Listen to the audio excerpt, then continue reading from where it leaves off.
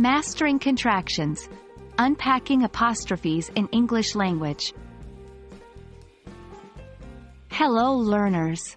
Today we are going to dive into an important and fascinating topic in English grammar: contractions. Contractions play a significant role in how we speak and write, and understanding them can take your English skills to the next level. They can seem complex, but don't worry, we're here to unpack them together. Contractions are a type of abbreviation where words are shortened by omitting certain letters or sounds. In written English, we use an apostrophe to show where we've left out letters. For example, the contraction of I am, is, I'm, and do not becomes don't. In spoken English, contractions are commonplace. We often use them to sound more natural and conversational. In written English, they are used frequently in informal contexts, such as personal emails or messages, but less so in more formal or academic writing. Here are some common examples of contractions. 1. You are becomes your. 2. They are becomes their. 3. We will becomes we'll.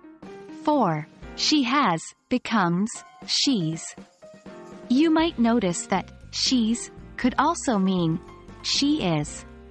Context often helps us understand which contraction is being used.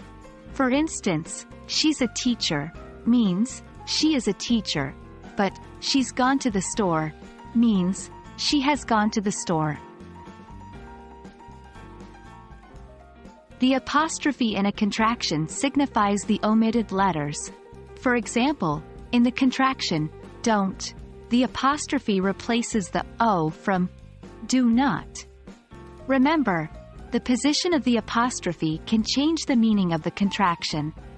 For example, it's is a contraction for it is or it has, whereas its is a possessive pronoun like his or her. Contractions aren't only for joining pronouns and verbs. They're also used to create negative forms. Here are a few examples. 1. Do not becomes don't. 2. Cannot becomes can't. 3. Will not becomes won't.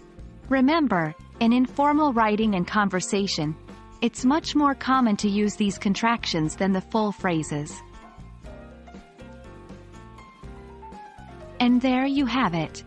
We've taken a deep dive into the world of contractions in English, and you're now better equipped to understand and use them.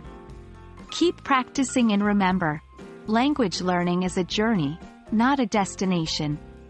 Thank you for joining me today, and I look forward to seeing you in our next lesson. Keep learning and keep growing.